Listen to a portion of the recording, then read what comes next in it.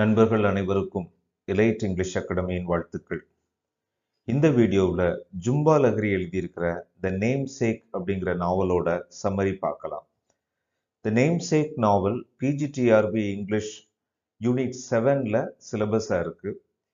இந்த பர்டிகுலர் நாவல் நிறைய யூனிவர்சிட்டிஸ் காலேஜஸில் சிலபஸில் இன்க்ளூட் பண்ணியிருக்கிறாங்க. காமன்வெல்த் லிட்ரேச்சர்லையும் பண்ணியிருக்கிறாங்க, இந்தியன் ரைட்டிங் இன் இங்கிலீஷ்லையும் பண்ணியிருக்கிறாங்க. ஸோ அதனால் த நேம் சேக் அப்படிங்கிற நாவல் ஒரு diaspora novel which is very very important across the world.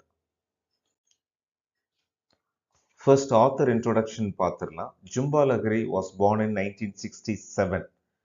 இவங்களை பிரிட்டிஷ் அமெரிக்கன் ஆத்தர் அப்படின்ட்டும் சொல்கிறான்.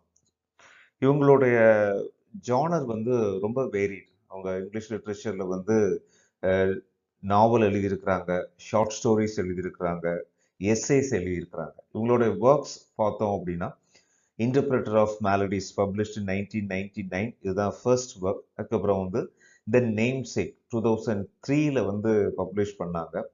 அதுக்கப்புறம் இதோட பெங்காலி வெர்ஷன் 2015 சமான்மை ஸோ அப்படிங்கிற ஒரு பெங்காலி நேம்ல பப்ளிஷ் ஆயிருக்கு 2015. அதுக்கப்புறம் அவங்களுடைய அன்அக்கஸ்டம்ட் எர்த் 2008. ஸோ இது ரொம்ப இம்பார்ட்டண்டான ஒரு ஒர்க். அதுக்கப்புறம் கடைசியாக அவங்க எழுதின நாவல் த லோலேண்ட் 2013 பப்ளிகேஷன். இது புக்கர் ப்ரைஸுக்கு ஷார்ட் லிஸ்ட் ஆச்சு. மற்ற அவார்ட்ஸ்லாம் கிடைச்சது, புக்கர் ப்ரைஸ்க்கு ஷார்ட் லிஸ்ட் ஆச்சு. இவங்களோட இம்பார்ட்டன்ட் அவார்ட்ஸ் அப்படின்னு பார்த்தோம்னா 1999 அந்த இன்டர்பிரட்டர் ஆஃப் மாலடிஸ்க்கு ஓ ஹென்ரி அவார்ட் கிடைச்சது. இது collection of short stories diaspora தீம்ல இருக்கும். So 2000 Pulitzer prize for fiction வாங்கினாங்க. அதுக்கப்புறம் 2021 ஸோ இன்னும் 2 டேட்ரோ அண்ட் ஹார்னம் அவார்ட், யூனிவர்சிட்டி ஆஃப் ஹால்கா கொடுத்த அந்த அவார்டு வாங்கியிருக்கிறாங்க. ஸோ ஜும்பா லஹரியை பொறுத்த வரைக்கும் இன்னும் ஒரு டயஸ்போரா ரைட்டர். ஏன்னா பேசிக்காக அவங்களுடைய பூர்வீகம் வெஸ்ட் பெங்கால். ஸோ அங்கேருந்து அவங்க பேரண்ட்ஸ் அங்கே மூவ் பண்ணிட்டாங்க. ஸோ இவங்க ஒரு செகண்ட் ஜென்ரேஷன் செட்டில், ஸோ ஒரு ஃபாரினரை மேரேஜ் பண்ணி இப்போ அமெரிக்காவில் தான் செட்டில் ஆகிருக்கிறாங்க. நேம் சேக்கை பொறுத்த வரைக்கும் தீம்ஸ் நம்ம ரொம்ப இம்பார்ட்டண்ட்டாக அண்டர்ஸ்டாண்ட் பண்ணோம்னா அதோட சம்மரிஸ் புரிஞ்சுக்கிறதுக்கு ஈஸியாக இருக்கும். ஸோ ஓவராலாக தீம் சிங்கிளாக சொல்லணும் அப்படின்னா டயஸ்போரா. ஸோ டயஸ்போரா அப்படின்னா so the people who move from one place to another place. So நம்ம கண்ட்ரியில் இருந்து இன்னொரு கண்ட்ரிக்கு போனோம் அப்படின்னா அந்த டயஸ்போரா ஃபீலிங் வரும். ஸோ வேற ஒரு நாட்டில் இருக்கிறவங்க தான் டயஸ்போரா அப்படின்னு சொல்லுவோம்.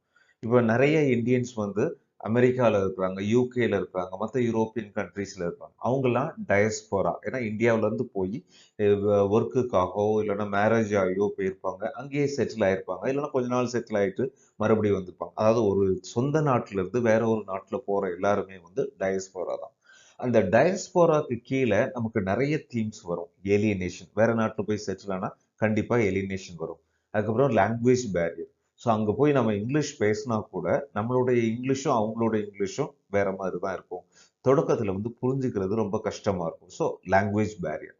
அடுத்து கல்ச்சுரல் பேரியர். கல்ச்சுரல் பேரியர் அப்படின்னு சொல்லும்போது கல்ச்சர் அப்படிங்கிறது நிறைய விஷயங்களை உள்ளடக்கியதாக இருக்கும். ஃபுட் இருக்கும், ஸோ மேரேஜ் இருக்கும், லைஃப் ஸ்டைல் இருக்கும். ஸோ கல்ச்சுரல் பேரியர் அந்த எந்த கல்ச்சர் பெஸ்ட்டு அப்படிங்கிற விஷயம் அடிக்கடி நடந்துக்கிட்டே இருக்கும். அடுத்து native versus settle land.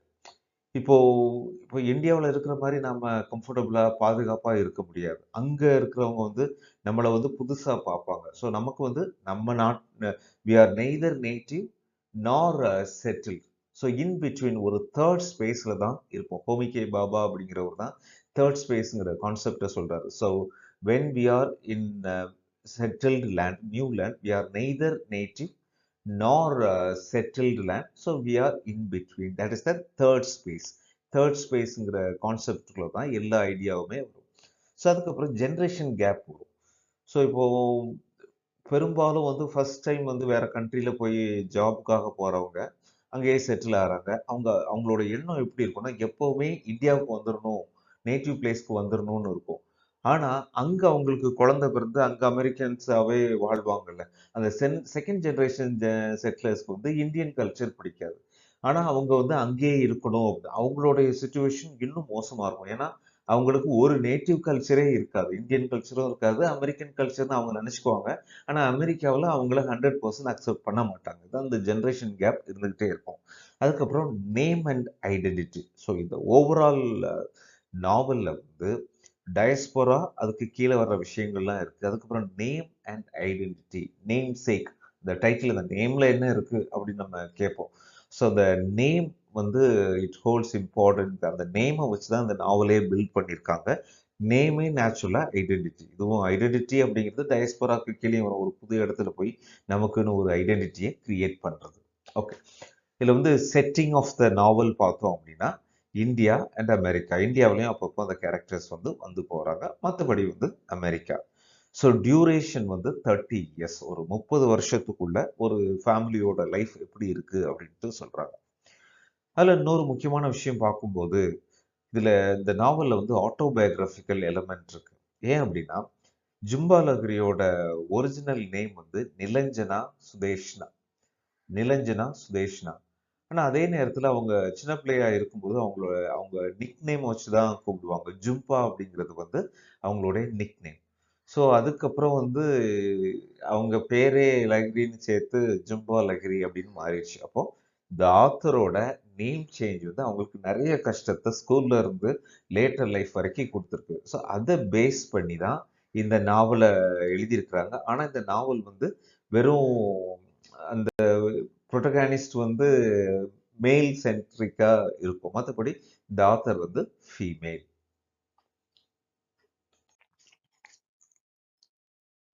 Now let's discuss the short summary of the namesake. So இந்த பர்டிகுலர் பேஜில் மோஸ்ட் ஆஃப் தி கேரக்டர்ஸை வந்து இன்க்ளூட் பண்ணியிருக்கிறோம். ஸோ அஷிமா கங்குலி, அசோக் கங்குலி ரெண்டு பேருமே பெங்காலி கப்பல்.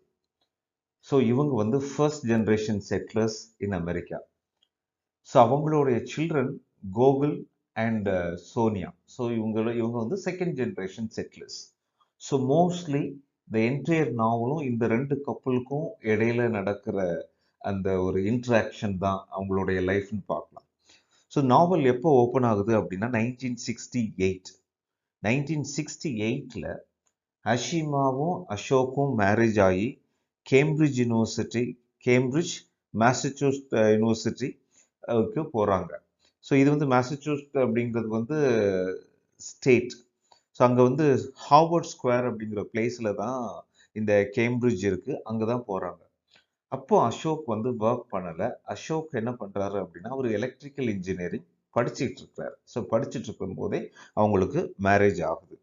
ஸோ அதுக்கப்புறம் அவங்க அவங்க ப்ரெக்னென்ட் ஆகிறாங்க. ப்ரெக்னென்ட் ஆகும்போது அந்த லேபர் வார்டுக்கு கூட்டிகிட்டு போகிறாங்க. ஃபர்ஸ்ட் வந்து அஷிமா அந்த நியூ பிளேஸில் போய் அந்த வீடை செட் பண்ணுறது எல்லாருக்குமே ரொம்ப கஷ்டப்படுறாங்க.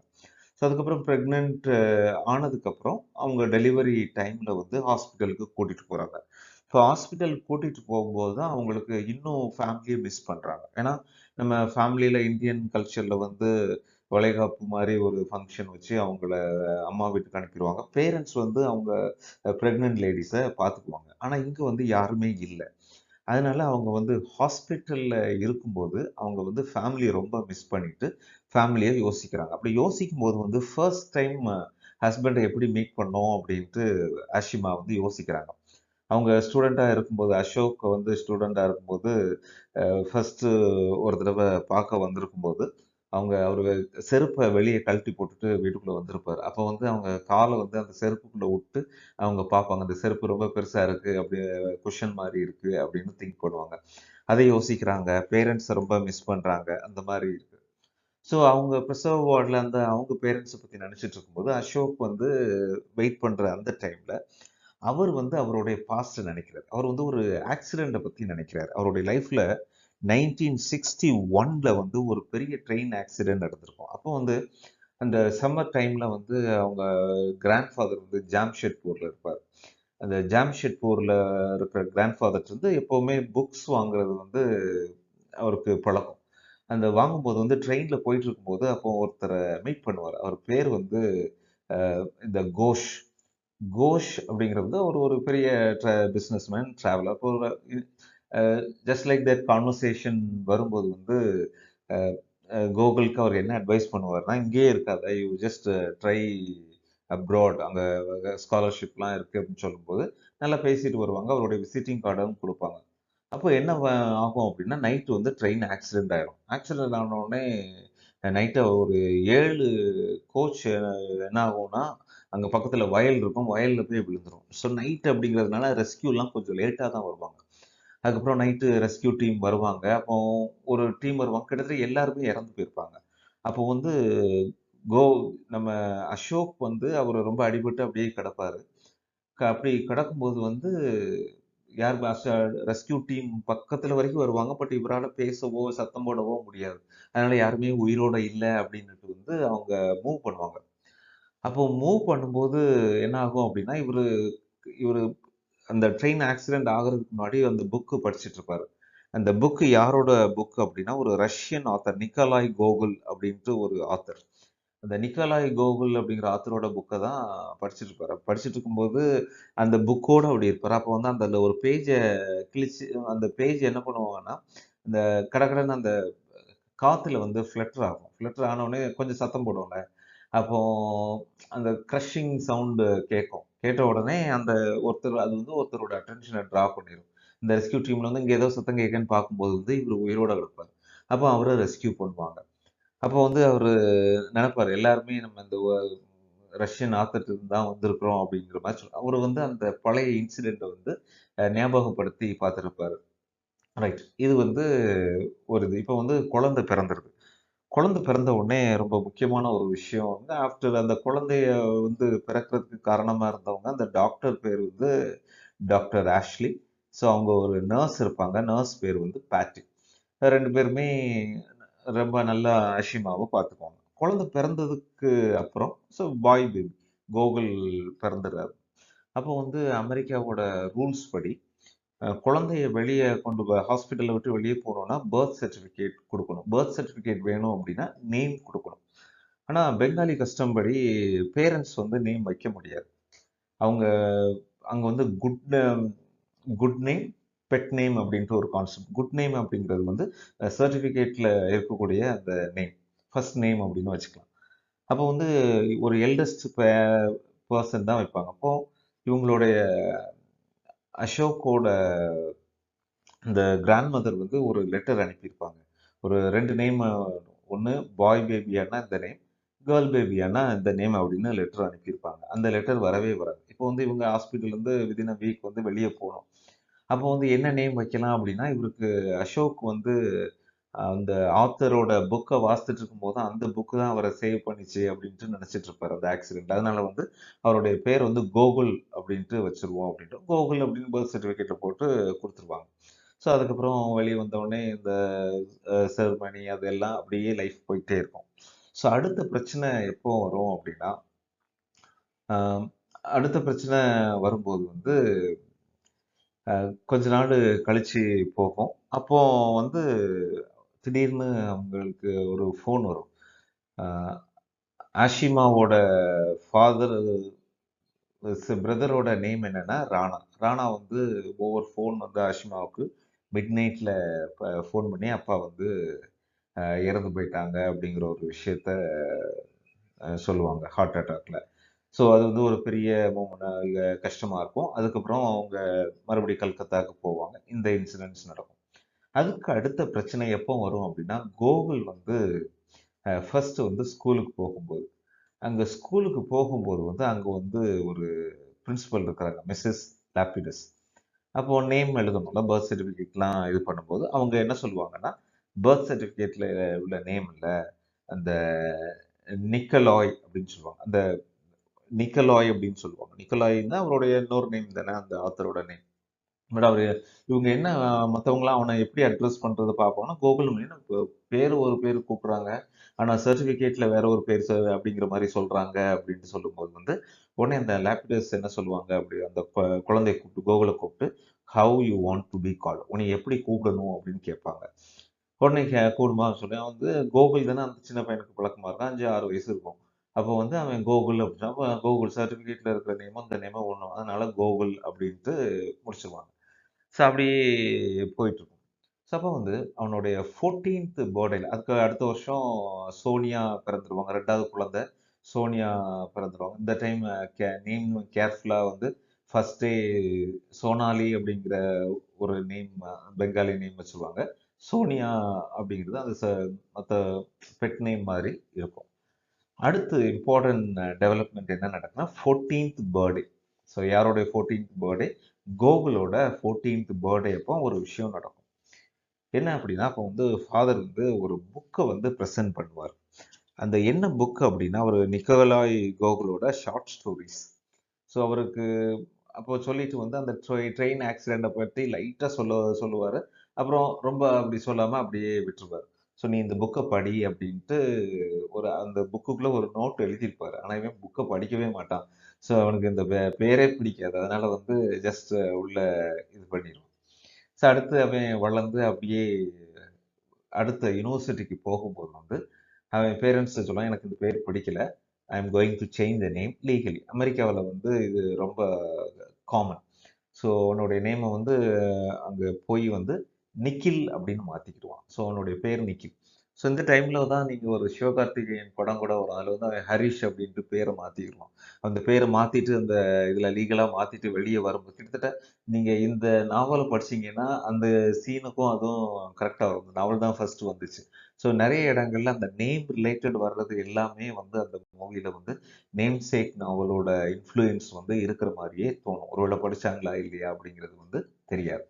ஸோ இதில் வந்து அடுத்து வந்து இவன் அடுத்து வந்து ஆர்கிடெக்சர் படிக்க போகிறான். ஸோ ஆர்கிடெக்சர் படிக்க போகும்போது வந்து அவனுக்கு சில லவ் அஃபேர்ஸ் வருது. ஃபர்ஸ்ட் வந்து ஒரு ரூத் அப்படிங்கிற ஒரு பொண்ணு கூட கொஞ்ச நாள் டேட் பண்ணுறான். அது வந்து ஒர்க் அவுட் ஆகாது. அடுத்து வந்து மேக்சின் அப்படிங்கிற ஒருத்தவங்களோட இது பண்ணுவான். மேக்சினோட பேரண்ட்ஸ் வந்து ரொம்ப வெல்த்தி. ஸோ மேக்சின் யாரு அப்படின்னா ஒரு சின்ன மேகசின்ல வந்து ஆர்ட் மேகசின்ல வந்து எடிட்டரா இருப்பாங்க. இவன் வந்து இப்போ நியூயார்க்ல தான் ஆர்கிடெக்சர் படிச்சுட்டு இருப்பான். இவனுக்கு தனியாக ஃப்ளாட் இருக்கும். பட் ரொம்ப குறைஞ்ச நாட்கள்லேயே வந்து மேக்சினும் கோகுலம் வந்து ரொம்ப ஜெல் ஆயிடுவாங்க. இப்போ கோகுல் வந்து இப்போ நாவல் படி வந்து கோகுல் கிடையாது, அவன் வந்து நிக்கி. ரொம்ப ஜெல்லாகிடுவாங்க. அப்புறம் இவங்க பெரும்பாலும் மேக்ஸினோட வீட்டில் தான் அவன் ஸ்டே பண்ணுவான். மேக்ஸினோட வீட்டில் பேரண்ட்ஸ், கிராண்ட் பேரண்ட்ஸ்லாம் இருப்பாங்க. அவங்கெல்லாம் இவனை வந்து நல்லா பார்த்துக்குவாங்க. இவனுக்கு வந்து அப்படியே அந்த லைஃப், அந்த வெல்த்தி லைஃப் ஸ்டைலை பார்த்தோன்னே ரொம்ப அட்ராக்டிவாக ஆயிடும். ஸோ அதுக்கப்புறம் வந்து உடனே ஒரு கிறிஸ்மஸ் டைம் கிட்ட வரும். அப்போ வந்து இவனோட பர்த்டேயும் வரும். ஒரு பர்த்டேக்கு வந்து இவங்க அம்மா வந்து ஒரு 1 மந்த்துக்கு முன்னாடி வந்து ஃபோன் பண்ணி கேட்பாங்க. இந்த பர்த்டேக்கு நீ வர்றல்ல அப்படின்னு கேட்பாங்க. உடனே இவனுக்கு கொஞ்சம் யோசனையா இருக்கும். நான் இப்போ வந்து மேக்சின் அப்படிங்கிற ஒரு பொண்ணு கூட இருக்கிறேன். ஸோ லிவிங் டுகெதர்ல இருக்கிறேன். அப்போ அங்கே அமெரிக்காவில் வந்து அதெல்லாம் ரொம்ப காமன். அதனால வந்து நாங்கள் 2 பேரும் வெக்கேஷன் பிளான் பண்ணியிருக்கோம். வேணா வெக்கேஷனுக்கு போகிற வழியில வீட்டுக்கு வந்துட்டு போகிறேன் அப்படின்ட்டு சொல்லுவோம்.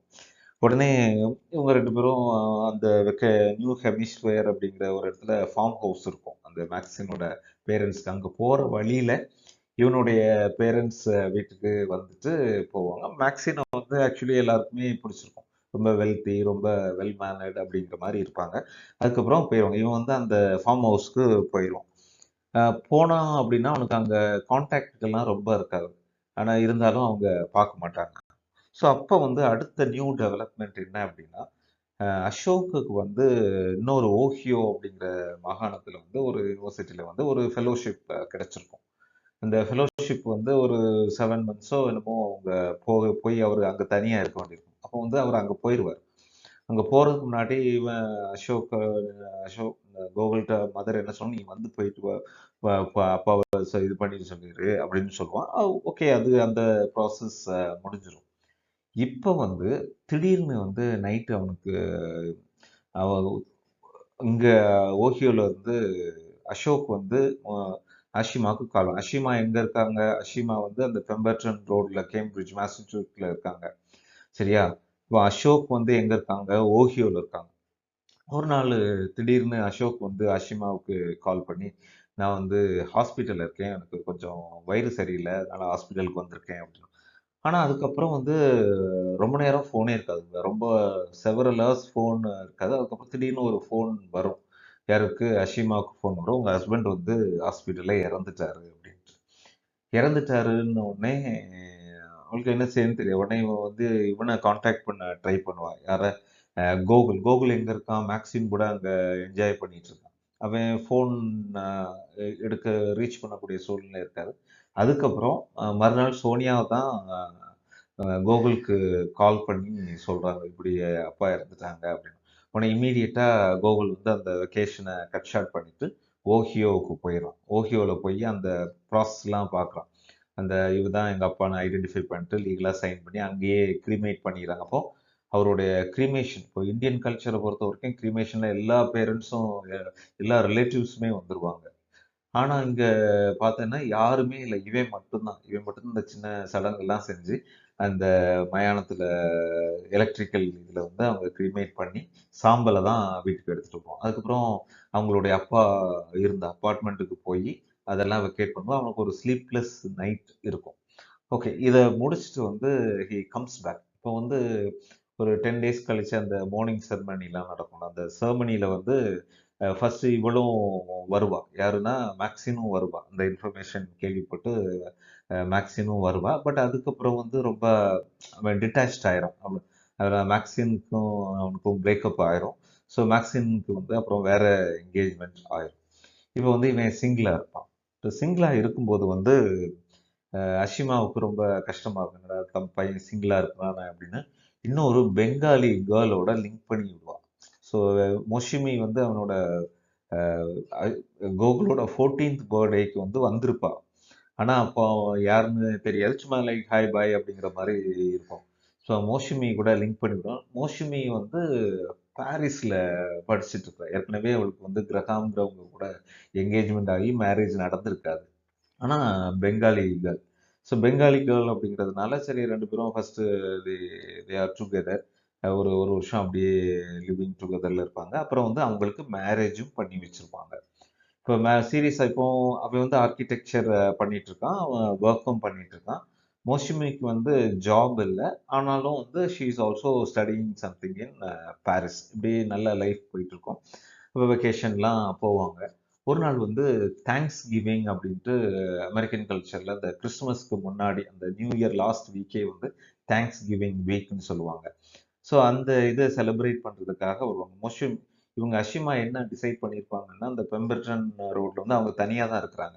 ஸோ அதனால அந்த வீட்ட சேல் பண்ணிட்டு ஒரு 6 மந்த்ஸ் கல்கத்தாவுல இருக்கலாம். 6 மந்த்ஸ் சில்ட்ரன் கூட இருக்கலாம். அப்படிங்கிற மாரி டிசைட் பண்ணியிருப்பாங்க. அப்போ வந்து அதுதான் லாஸ்ட் தேங்க்ஸ் கிவிங் இது அப்படின்னு வரும்.